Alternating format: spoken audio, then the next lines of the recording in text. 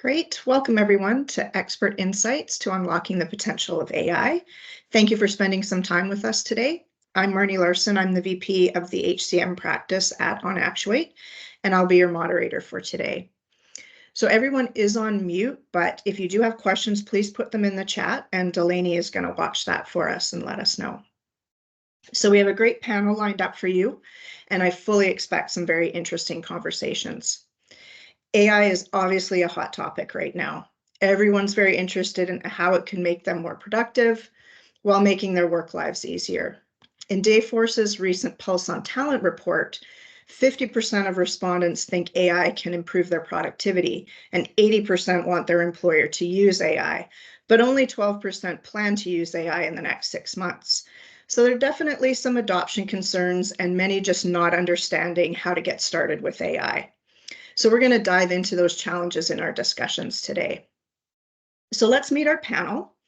We have Tim Hanewich from Microsoft, Somen Mondal from Dayforce, and Ashish Sharan from OnActuate. And I'm going to let each of them introduce themselves and their organizations. So let's start with Tim. Over to you, Tim.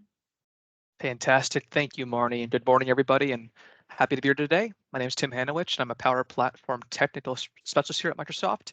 And my role is to work with state government specifically and help them ideate and use both the Power Platform and AI in their businesses. So I'm here today to represent Microsoft AI with our Modern Work Cloud, our BizOps Cloud, and more importantly, the Azure AI Cloud, the foundation, if you will, for our entire portfolio. Great. Thank you, Tim. Somen. Awesome. Hey, everyone. My name is Somen. I am the General Manager of Dayforce Talent. So Dayforce is a full end-to-end HCM software company with decades-old roots in payroll. We actually used to have printers in our offices, and we've really transformed since then. So I was a founder of a business called Ideal.com that used AI to help with talent decisions, and our company was acquired about 3 years ago by Dayforce. So I am a proud Dayforce employee and happy to be here today. So thank you very much. Thank you. And Ashish. Thank you. Hi, everyone. Good morning. My name is Ashish Sharan, and I'm in this industry for the last 27 years. I lead solutions for OnActuate. We started in 2012. We are a Microsoft Dynamics and Dayforce partner, and we are headquartered in Vancouver. And my responsibility primarily is to look at and architect solutions around Dynamics and data and AI. So I'm really looking forward to today's discussion. Thank you. Great. Thank you and welcome. All right, so let's get started. Let's dive into this first question. So first up, how do we get started with AI initiatives? And maybe you could explain what you're seeing from other organizations as well. So Ashish, do you want to start us off? Yeah, sure. So I think, AI, if you see, right, I mean, the first and foremost, what we need to look at, which every organization is doing right now, is skilling or reskilling their tech force. I think that's paramount, right? I mean, you need to reskill your tech force, make them understand nuances of AI, what are the different technologies available, what's the evolution of AI, where it is heading. And not just tech force, but even your business folks, they should be also introduced to the concept of AI, because they are the ones they would be able to sort of understand, what are the use cases that they can come up with, and they can work in collaboration with the tech team to help them sort of enhance their customer experience or operational efficiency. So I think skilling is absolutely number one. And number two would be, look at the foundation that you need for AI, right? I mean, look at, are you really harnessing your data? Do you have enough of infrastructure, compute, and storage? What's the condition of your data? What's your ecosystem? What sort of partners and vendors you're working with? What's the maturity of your partners and vendors when it comes to AI? And then you also have to look at what are the use cases that are potentially are good starters, right? I mean, you have to look at the smallest in scope. The use cases have to be lowest in risk and fastest iterations. And then you start with sort of pilot, scale, and adopt, that sort of an approach. that's what I think, Marnie. We should do. Great. Somen, any comments on that? No, just to piggyback on what Ashish said, I think number one is when you want to start AI initiatives, really look at your vendors. So your vendors, for example, in human capital management, your vendors are holding all of your people data, your talent data. These are the companies that really should be providing you with the feature. So when you think about AI in your consumer life, you don't separate AI data, it just works. So, when you go to Amazon, it just works. You get recommendations. You know what? That's AI. When you're using Spotify or Netflix, you know what? That is AI just built in the workflow. Microsoft does a wonderful job at this of just integrating co-pilots into Office. So when it comes to, how do you start with AI? I would say really look at your vendors. Are your vendors, do they have all the data to make AI work? Number one. Number two, are they providing it in a seamless way so you don't even have to think about it? You shouldn't have to think about, am I using AI or not? If you have the right vendors, they have the right infrastructure, as Ashish mentioned, it should just come naturally. And I think those are the lowest hanging fruit when it comes to how to get started with your AI, how to get started with AI within your organization. Great. Yeah, great suggestions. Excellent. So how can employers expand the use of AI in their organization to streamline processes and enhance productivity and drive innovation? So Somen, maybe we'll start with you. You started with vendor talk, so maybe you have some examples of how that would work for organizations.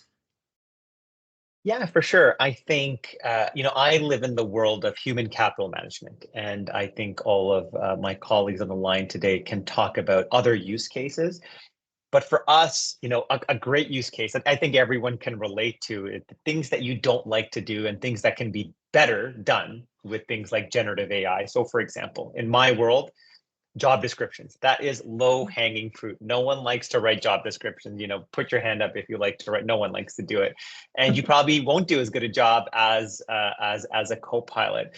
So that's one area from an efficiency standpoint and accuracy standpoint that that's a use case, but that's a simple use case. We have use cases at Dayforce such as career pathing. So when you think about career pathing, look at all the data that you need. You need to figure out where someone wants to go. Then you need to figure out how that person's going to get there. Then you have to provide them with suggestions, which is that machine learning AI recommendation engines, on learning or job opportunities or mentorship opportunities. So career pathing, although people think of it as a simple act, it's linear up, it's actually not the case. And that is a great way to help promote retention, internal mobility, as well as overall employee health, using, without them even knowing, the power of machine learning and AI behind the scenes. So those are a couple examples in my world of human capital management. Right. Yeah, I was just reading an article recently about, the challenges of skilling and reskilling your workforce, and that it's one of the solutions, right, to kind of combat the retention, recruitment challenges. But it can be very complex to figure out who has what skills and the path that they need to take to actually upskill and fill those important roles in the organization. So that's a great example. How about you, Ashish? Do you have any examples of that you've seen in sites? Oh yeah, absolutely. I mean, we are a tech company, right? I mean, we do have our developers working day and night writing source code. So few of the examples that I can talk about are, obviously we do have co-pilots which actually go look at the coding guidelines and come back and review the source code and suggest some changes to our developers. And I mean, when we were comparing our data, we figured out that actually enhances our developers' productivity by about 5 to 10%.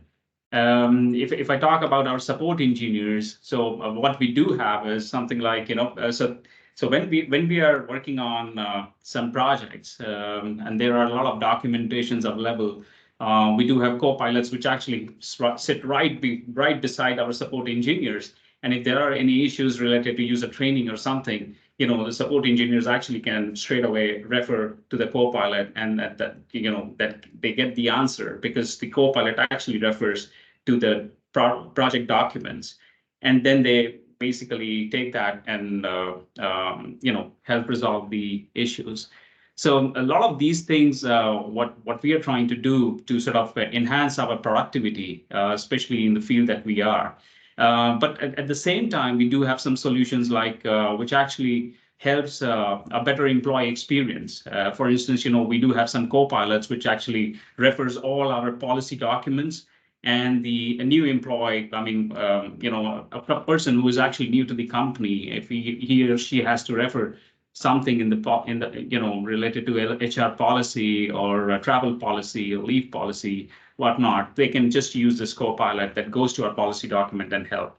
So these are some of those use cases that we actually use, and we continue to develop so that it enhances our productivity as well as better experience. Great. That's great. So as AI continues to advance, what ethical considerations should organizations keep in mind when implementing AI-driven solutions? It always comes up when they talk about AI, all the ethical concerns, things like data privacy and bias and transparency, right? That's top of mind for many. So Somen, maybe I'll pass this one to you to start off. Yeah, that's, specifically when it comes to HR data, this is super important. So, an example that we're always brought up against is, how do you help if you're using AI to help recommend candidates? How are you ensuring that you're not introducing bias into the process? So this is a growing area of compliance. So the nice thing about this is there are actually new regulations, which I am all for, that are coming. The EU AI Act, California, New York, they're all coming out with new regulations. I think this is a great thing. Why? Because it forces companies to be transparent, which they should always be, but it also allows them to audit their algorithm. So, whether you're a human or an algorithm and like you're selecting people, the process is the same. You need to look at your sample size. So for example, I'll use a simple example when it comes to recruiting. If 50% women and 50% men apply to a position and the next step is an interview and you're only interviewing 5% women, well, there is an inequity in your interview process. Whether you're an algorithm or a human, figuring that out is the same thing. So, luckily for everyone, there are new regulations coming out. There's a whole ecosystem of startups now who are just focusing on AI compliance. So the example I like to give, remember, like payroll, there's different payroll taxes in one state, one country. It's not consistent anywhere in the world, of course. Same thing's happening with AI. And the more regulations we have, it will be an area of growth, and I do think it's needed. And so, what I'd like to tell everyone is, I do think this is going to be an area that is going to be well looked after. So people have to worry less and less about what's happening behind the scenes, as they know we're doing as much as we can to protect the outcomes of the algorithms. So it's definitely a big area. Yeah. How about you, Tim? Yeah, thanks, Marnie. It's again a very important question, and Somen touched a lot on bias, a very important topic. I'll touch more about on privacy, and I think I'd encourage all of you today to, when you do research your vendors, it's key to find a vendor that guarantees a level of privacy for your data, and that means a few different things, right? Number one, it means that your data, the data that you use with it, it's not being shown or in any way used by a third-party customer that they might have. Number two, your data is not being used to train models, potentially leaking information to those models in the future. And number three, when you go through the process of inference, right, using the models themselves, your data is not being stored or archived for the future, or even potentially worse, sold to a third-party company for training purposes. And of course, your data means a few things. It means, number one, your prompts or your inputs to the model, your completions or your outputs from the model, and your embeddings, which are essentially the digital translation of your prompts and your completions. And this is an area where at Microsoft, we invest heavily into ensuring that our process of allowing you to use cutting edge AI, right, in Azure AI is as transparent as possible. And the same principles that we apply to our entire portfolio, right, across modern work and Power Platform and Azure and so forth, is also applied, very importantly here, to Azure AI and to Azure OpenAI. And those principles are the same ones that we've used now for decades plus. And so that effect, that effort is showing up today in Copilot, allowing you to use truly the best GPT models out there, GPT-4, against a cloud in Azure that today you already use and you already trust, right? So in summary, I encourage you all to dig deeper, and sometimes you might find vendors that'll offer to you inference at a very small cost, right? Even at times even free, but dig deeper and find and verify that a level of privacy is guaranteed to safeguard your data, and find somebody that you can trust with your data. Great. Yeah, very important. Thank you. Ashish, do you have comments here?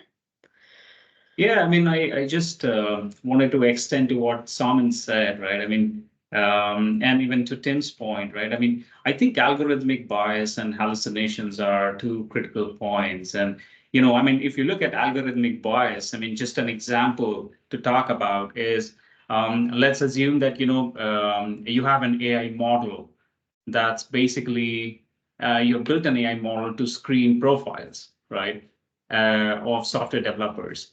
And that model is actually referring to the historical data.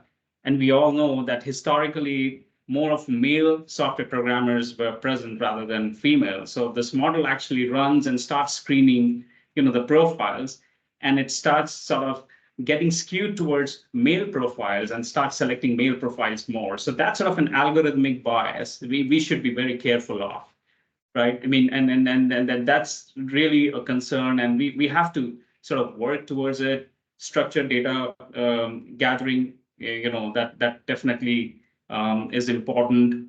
Understanding, your training data when you're actually developing the AI model. So these are few considerations that I think we should definitely take care. Great. Yeah, thanks very much for those comments. And I was thinking we were talking about privacy and data and bias, that, often first steps for organizations are policies, right? That, they have to look at policies in place for use of AI within their organization. So when we're talking about places to start with AI, that's often a good one, right? Is to really think about how you're going to approach it, and get the right policies in place. Great, thanks everyone. That was great. Let's move on to the next question. So, what challenges do you see your clients solving with AI? Maybe we'll start with you, Tim. Yeah, of course, Marnie. So we're in a very cool time right now, a very fun time right now, a very historical time right now in the about a year and a half now into our AI boom, if you want to call it that. And already, it's very new, but we're already seeing this AI used to truly revolutionize processes across all industries right now. But in my role with state governments, we see AI having the most potential in freeing up human time for low value tasks. So for example, in state government, think about the child welfare caseworker, right? I think you all here know how hard that job is. So demanding, high caseload, high turnover. Each case or each child has up to 18 years worth of data. And oftentimes the caseworker has to work around the clock in a race against time because the safety of that child is at risk at the moment. So it's a simple way of applying AI, but very impactful. But case summarization, right? To alleviate the caseworker to need to review years worth of data and instead delegate to the AI the mundane, low value task of combing through tons of data and instead ask it to analyze it for you and only bring to you the most applicable and pertinent data that you need to review as the caseworker. So summarize, visits, incidents, and whatever else is needed for the caseworker to know about before a visitation to the family. So again, not require the caseworker to go into a system, go through tons of menus, sub-menus, and review literally decades-old data, but rather take that low-value time, that low-value task that they have, free that up with AI, and allow them to reapply the time saved to high value activities, doing stuff that they're meant to do, like family visits, family support, education, and even if required, to intervene during a crisis. So again, it's a simple example, but it just shows how this pattern of moving away from low value tasks into high value tasks is very important here in state government. Yeah, no, that's an interesting one. And obviously directly, I'm more productive in my job, right? Because I'm not spending time on those low value. That's a great example. Ashish, how about you? Any examples? Yeah, Marnie. I mean, Tim already covered sort of public sector examples, so maybe I can go to, let's say, manufacturing. Let's talk about a couple of examples in manufacturing, right? So, I mean, what we have seen is, in general, our customers, or for that matter, any business customers, when they are trying to adopt AI, they look at three dimensions. They look at, the first one is, how can I enhance my customer experience using AI technology? I mean, the second one, which is more prevalent in manufacturing, that's what we are seeing, is can we increase our operational efficiencies? I mean, is there any way we can sort of plug those leakages in the process? And the third one, which is tied to innovation, is can I use AI and actually innovate some services and products, which starts sort of generating new business revenue stream for me, right? So, I mean, if you look at manufacturing, especially, I mean, demand forecasting. So you have machine learning models that actually look at historical data and the external features as well. Some of our customers, they deal with their business is very seasonal. So they look at the weather data, weather pattern, and you run the machine learning algorithms to figure out, what sort of demand that we are looking at, what warehouses, you need to stuff your stuff, whereas which warehouses you need to sort of make sure that, at this time it goes down. And what we have seen is those customers are actually using AI in a proper way and getting benefited by reducing their inventory cost by almost 10 to 20%.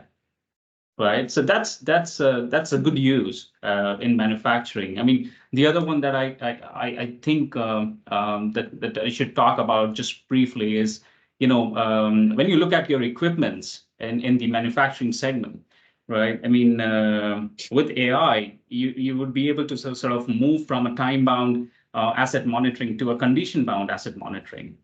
So when the asset or when the equipment needs maintenance, only then you actually take the downtime and maintain it. Not like every 6 months you have to maintain this, right? So these are a few use cases that I can talk about that our clients are actually quite excited to implement. Marnie. Great. Great. And again, goes back to your comment about data, right? And making sure that you have the data, you've got it, it's clean, it's ready to go, stored appropriately, right? So you can benefit from all of that. Oh, that's it. I like that. How about you, Somen? Here's some HR examples. I love HR examples. I know. Yeah, I was just thinking there's so many examples with HRs, and kind of again, complementing what everyone said, it depends on the user. So in HR, there's obviously the employee kind of perspective, as well as high level, the administrator's perspective. So a big area is, just having co-pilots answer questions that's specific to your company. So for example, hey, what's our vacation policy for myself? Or, tell me about my insurance coverage. When you're a company of 5,000 or 1,000 employees, that's not easy. And it takes a lot of time for people to answer those questions. We are seeing, we have specific co-pilots that answer those types of questions based on company specific policy. And wow, what a game changer. It's not only taking away, we're talking about low value versus high value tasks. It's making the experience better for the employee. It's also helping administrators, have to not answer basic questions, which can get repetitive. So, that's one thing. Other areas of growth for us is assisting people in writing performance reviews. Performance, if we think about data, performance reviews are, you maybe, hopefully not, but you might be looking back 12 months. You got to remember everything that happened to someone and then, try to generate something. What if you had a little bit of assistance based on all the data that you have in the system already? So these are some like prime and learning paths, generating learning paths, learning recommendation on content. Why is content on Netflix and Spotify always based on recommendations? But when it comes to corporate learning and developing new skills, which you talked about, hey, that should use the same type of engine to run. So these are the types of HR areas that are being drastically affected by the use of generative AI and machine learning recommendation engines. Yeah. I think everyone would be excited if performance evaluation was streamlined. I think that's one of those processes we all do. No one really looks forward to. Yeah, that's great. All right. Next question. How does blending software with Azure AI pave the way for groundbreaking solutions to intricate business challenges? And we'll start with Tim on this one. Question, Marnie, but one that I spent a lot of my time on, and my team does too. Pairing the models behind Azure OpenAI and Azure AI with an app layer like Power Platform. And before I mentioned child welfare, right? But another area we're seeing AI have huge impact in actually is to help crack cold cases in public safety and justice. So I'm sure many of you know the models behind ChatGPT, the GPT models. Those are primarily text-to-text models. So you input text, get out text from it. But actually, there's an entire portfolio in Azure OpenAI of really strong multimodal models out there ready to be used. So for example, applying that to public safety and justice for cold cases, we've seen state governments use this for example, speech to text, right? Today, there's no shortage of data of, hours and hours and hours worth of body cam footage. Take that data, use speech to text on that, and transcribe that into plain text. With that plain text, use GPT-4 to analyze it and bring forth notable details, right, to humans for review. Also use GPT-4, the model, to review interviews of both eyewitnesses and suspects and look for points where they corroborate and disagree. And then finally, even use a text-to-image model like DALL-E 3, for example, to take a witness description of a suspect and turn that into a composite sketch out there to be used to search to know where to search for a suspect in. But really, again, these models have huge potential, but they do require a best-in-class BizApps platform, like, for example, Power Platform. So today, we have a great marriage between Azure OpenAI with the best models out there in the world and the global platform called Power Platform to allow you to take the AI and apply it towards your use case. Great. Thanks, Tim. Ashish. Yeah, Marnie. I mean, while Tim was talking about the use case, it was a great use case. I was just thinking about the evolution, right? I mean, and what I feel, which is actually good for AI, is AI is always a moving goalpost. Few years back, we came up with Face API, facial recognition, right? Everybody was sort of excited and talking about, hey, you know what, this is a facial recognition API. It came and then it became a norm, right? And then you move next step, right? And then the Gen AI came and it just changed the whole world. But I think when it comes to blending software, with AI and making groundbreaking solutions, this is a classic example. I mean, if you look at today with Gen AI, if I talk about B2C world, there are examples where we are talking to our customers where they have a dumb bot right now on their B2C portal, and they are not able to actually capture lead. So let's say if you're going and trying to buy something, the bot just has been tasked with some steps, and that's about it. But when you put the Gen AI based solution, and then you're able to sort of make sure that the context stays for the customer, and then you're able to sort of get the data, harness it, and then apply your AI models and figure out whether the customer is going to buy this product or not. So these kind of solutions are continuously sort of evolving in the business. And thanks to AI, I mean, thanks to the evolution, we are not there yet. It's still a journey. We are still trying to get close to artificial general intelligence. We're not there yet, but with the generative AI, I think we are heading in the right direction. Great. Thanks, Ashish. Somen, comments from you? We're a great example of this very thing. I mean, our infrastructure is run on Azure. Dayforce as a company, we sit on top of the infrastructure. There are so many different business challenges that we're solving using our specific data set on top of Azure. So obviously we have human capital management data. We have everything from payroll data, workforce management data, talent data, reporting and analytics. We have the entire suite of data. So we're a great example of sitting on top of other infrastructure and doing really, really unique and special things, in our industry. So we're kind of an example of this question. Yeah, absolutely. Great. Next question. So what are some notable ways AI is reshaping traditional job roles and industries, and how can individuals prepare for these changes to stay relevant in this evolving professional landscape? Let's start with you, Tim. Yeah, again, a great question, Marnie. My advice to learn new technology is always to be hands-on. Right now we're still so early with AI, and I'm sure there's much more to learn about it and to come about it in terms of impact. But we know for sure it's here to stay, both short term and long term. And in the short term, I think what that looks like is AI serving as your personal co-pilot, right? Allowing you to achieve more and to augment your existing skill set to do more ultimately. So my advice is always to be hands-on.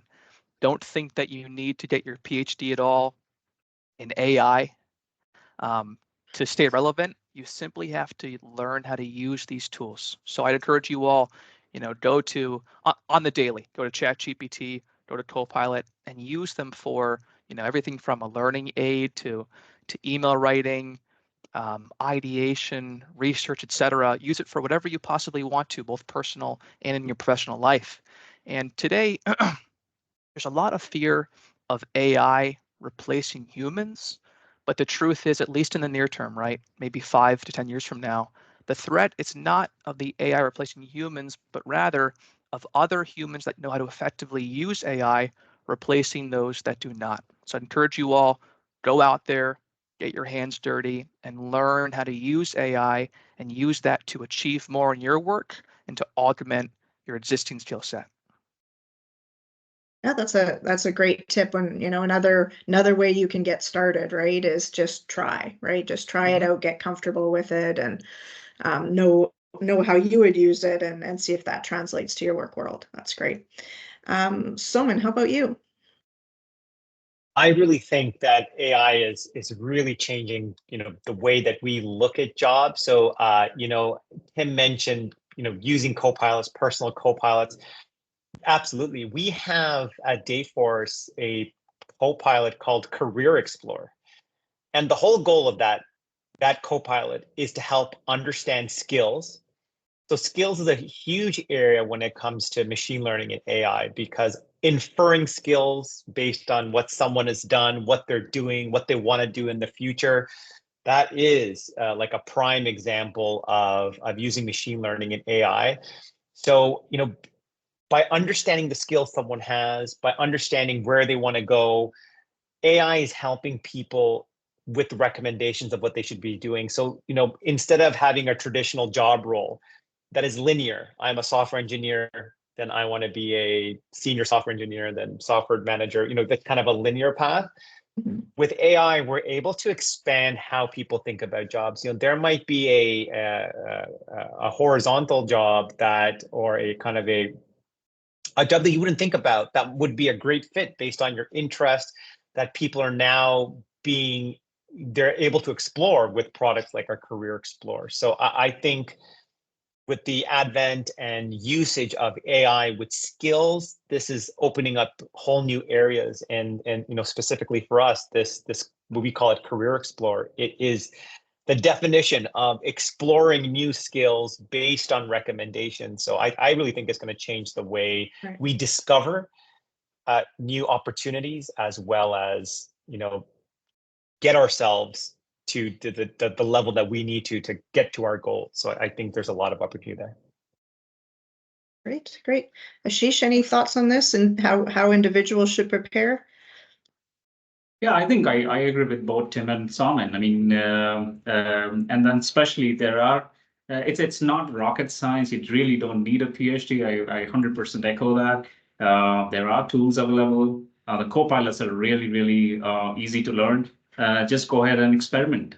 I mean, it's fun times, and just make sure that you're able to sort of have right annotations in terms of just addressing the bias and hallucination and that sort of problems, and that you gradually come to know, as you progress in your learning.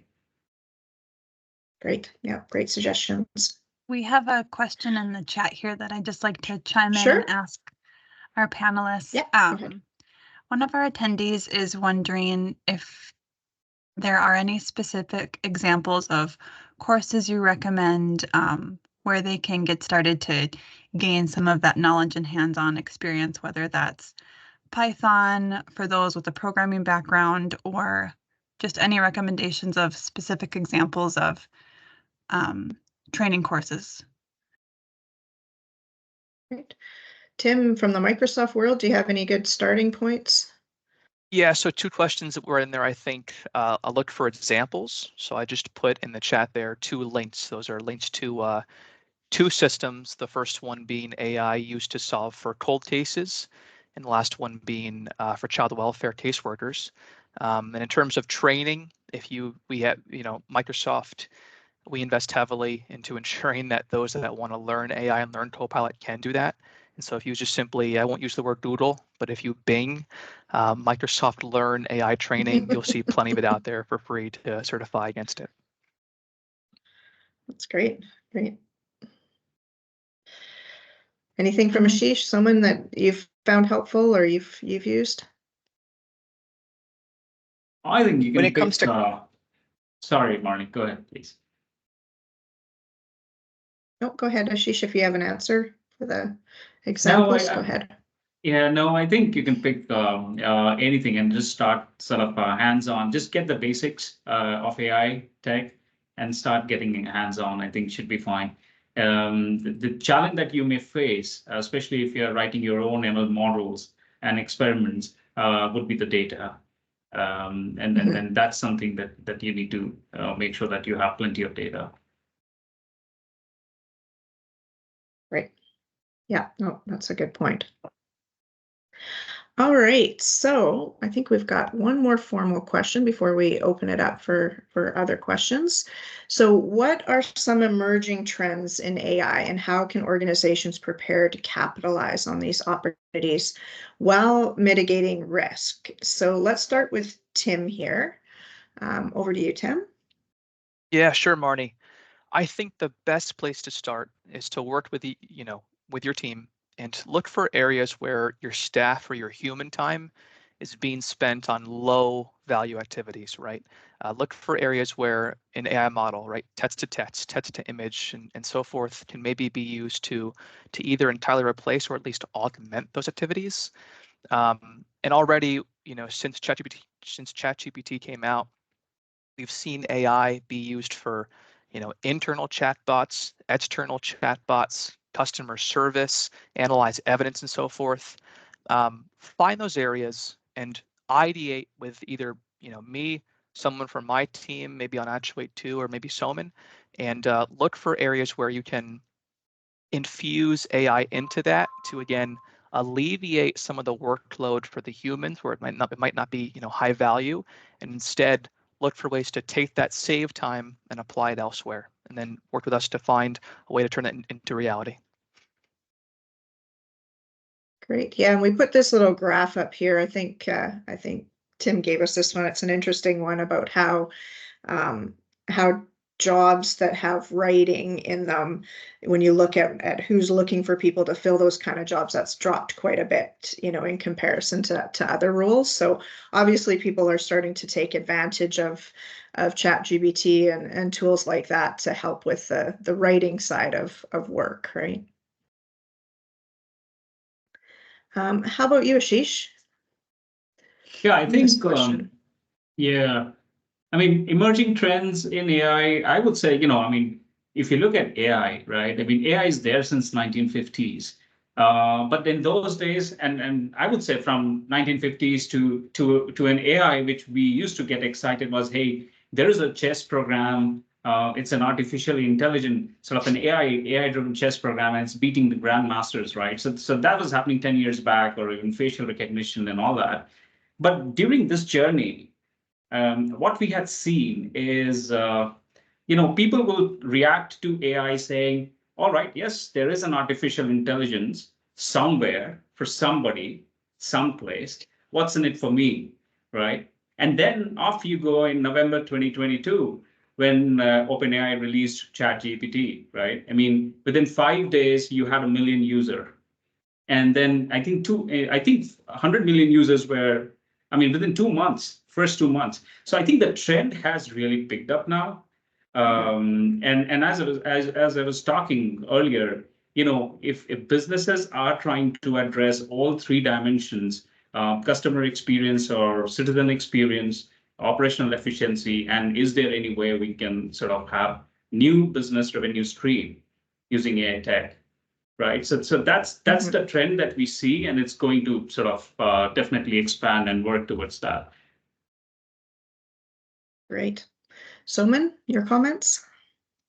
Yeah, for sure. The biggest trend that we're seeing is having the right data to feed the AI and to feed machine learning. So it's having end-to-end data. If you look at some of our consumer systems that everyone loves, why are they so powerful? Like, why does Microsoft do such a good job, or Amazon or Google? It's because they have end-to-end data. If you use that example from, hey, someone clicked on an ad, bought something, went back to buy something, it's that continual loop. So when it comes to B2B enterprise type systems, having all the data in one system. So I live in the world of HR, but having it all in one system is definitely a trend, because if you don't have that, it's very difficult to run any kind of AI across disparate data sets. So, in my world, it's, hey, someone clicked on a job ad, they got interviewed, they got hired, they got a pay increase, they got a promotion, they retired. That is end-to-end data over a longer period of time, but it's the same thing. It's end-to-end data. So having that data in one spot is really important. And then relying on your vendor to help mitigate risk. It's, again, very similar to payroll. You don't want to memorize all the payroll rules yourself. You rely on your payroll vendor to help you do that. That's your job. Same thing's going to happen with AI. You need to rely on trustworthy, Tim mentioned trustworthy AI and what Microsoft's doing. You need to rely on your vendor to make sure that they're putting the right investments to making sure that your data's safe, that they are, keeping track of any new regulations and laws that come in. So again, having all the data in one spot, as well as relying on your vendor to ensure that they're doing everything they can to make sure that they're mitigating any kind of regulatory risk that is upcoming. Oh, great comments. Delaney, do we have any other questions in the chat we want to take a look at? Yes, thank you, Marnie. We have one question here that says, I'm interested in strategies and methods to ensure AI answers are accurately trained and continue to provide the correct answer.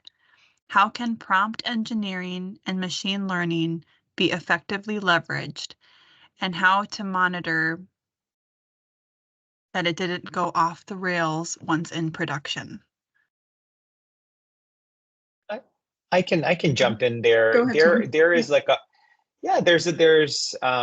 my take on this. There are a whole like ecosystem, and I'm sure Microsoft has solutions and other vendors have solutions here, but there's a newly kind of creating category of companies that just ensure compliance around AI, LLMs.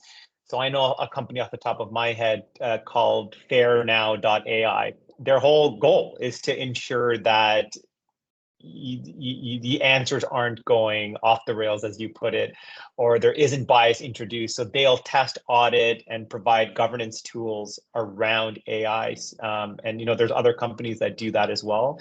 So there are a bunch of startups that are helping in this area. So I would suggest you look into those companies. They might be able to help you. Yeah, and you can definitely see down the road that audit is going to start to take a much bigger role, right? As we get deeper into use of data, that the audit of that will become more important. So good to start early on that. Delaney, anything else there? Yes, there's another question here. Tim, I know you've been putting some answers in the chat for that, but it might be nice to just say it verbally as well. What are the future trends in AI development? Yeah, I'm happy to verbally mention it, Delaney. Well, it's really early, right? So it's unclear right now, but the investment that I see seems to be in two forms, right? Going bigger and going smaller. And when I say bigger, we are seeing investment in models that can do a lot more than what they do right now. So right now, ChatGPT, primarily in the free version of it, is only meant to be able to read text. In the future, and even right now too, it'll understand audio, speech, video, and so forth. And we're seeing investment start to companies like, for example, Boston Dynamics, right? And Figure, who make humanoids that can embed AI into them and have them do simple tasks, right? Nothing big right now, but for example, like dishwashing, stuff like that. That's going bigger. And then going smaller, we're going to see a push to have, Somen mentioned earlier, LLM, a large language model, a massive neural network that runs in Azure, many of neurons in it, very complex to run, very compute intensive to run. We're going to see models that are much smaller that can be run on a device like your phone, for example, and can automate certain things for you and run at the edge on a device like a phone or a tablet or a PC. So we'll see AI embedded both in our life at the large scale with maybe humanoids, for example, in the long view future. In the near future, I'm sure we'll see AI naturally embedded in Windows for PC, on device, and also in iPhone and Android. Great. Thanks, Tim. I've got one more question here, and this one is for Somen. Somen, do you have any examples you can share of an issue that an HR company was facing who was using Dayforce and how they used AI to resolve that issue or streamline a process? For sure. A great example is candidate recommendations or grading or matching candidates to job opportunities. So a lot of our customers are have a frontline worker population. So think of hospitality, retail, where you have thousands of applications. A lot of times people think, oh, you don't want to use AI to grade those candidates. Well, if you don't, you can typically only get through 10% and you ignore 90% of the candidates because humans just don't have enough time to get through them. So then, we have candidate recommendation engine, which prioritizes candidates that are a great fit in a transparent, audited way. So you can see, why they were graded a certain way. The results are, we do use a third-party firm. So there's a bunch of things that we do there. But, we have customers who can get through candidates, but now we'll focus on the top ones. And so they can contact, in a market such as, we're in a weird market where we have labor shortages, but we're also having layoffs. But that aside, we're able to recommend the right candidates or internal job positions. We're able to, from a succession planning standpoint, recommend people. This is super hard to do without using technology such as machine learning and AI to help. So that has drastically, especially when you're receiving thousands of applicants, that has increased quality of hire and reduced metrics like time to fill, which is a big pain point for retail hospitality customers such as that. So that is like a real world example and a Dayforce feature that people are using. Great. Well, thank you, Somen. We're all caught up on questions. Great. All right. We have enough time. I'm gonna put the three of you on the spot and just ask for one final thought, one final idea for everyone listening around AI. So maybe we'll start with Ashish. Oh, you're on mute. You're on mute. All right. Well, thank you, Marnie. Yeah. No, I think the only suggestion is that with the insurgence of Gen AI and still lots to be done, as Tim was saying, billions of dollars being invested, this is the field you guys should just go and start learning and experimenting with. It's fun. It's exciting times ahead. Great. How about you, Tim? Final thought? Yeah, my final thought, Marnie, is do not wait. Dive in right now. Go hands on. We are in a really cool time right now, and I think this is people talk about the 70s for the computer and then the 90s for the internet, and then the cloud recently. I think this is a bigger event than all those put together. So there's plenty to be achieved, plenty to learn about. Dive in, go hands on, don't wait, and grow with AI, not against it. Great. Over to you, Somen. Yeah, for sure. I think that the key takeaway for me is, this technology is moving faster than I've ever seen in the past.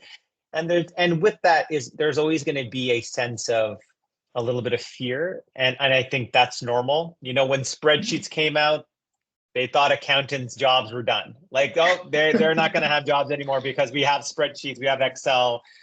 And, I truly believe that this will free up time, specifically in HR where, the H is human. I think it's going to free up more time so people can do things that computers can't do. And this is a very positive change. So everyone's going to be a little bit skeptical and afraid in the beginning. That's natural in an adoption life cycle. And we're still relatively in the early stages. And I think these fears are going to work themselves out just like it has in the past. Great. Well, thank you to the three of you. It's been a great conversation this morning, so we appreciate that. And thanks to everyone that joined us and spending some of your precious time with us. We do have some follow-up, some good tools, resources that we'll send out to participants.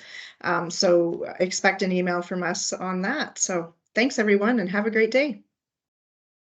Thank you all. Thank you. Thanks, everyone.